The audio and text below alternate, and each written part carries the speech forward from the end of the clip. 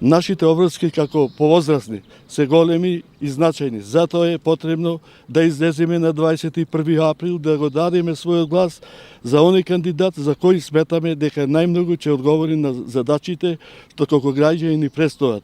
Ова мораме да го сториме од вас добро познати причини. Тука секако е нашата заложба за трасирање на патиштата на иднината, на нашите деца, нашите внуци, нашите идни поколенија, за нашата земја и за сите воопшто што сакаме заедничка и интересна иднина.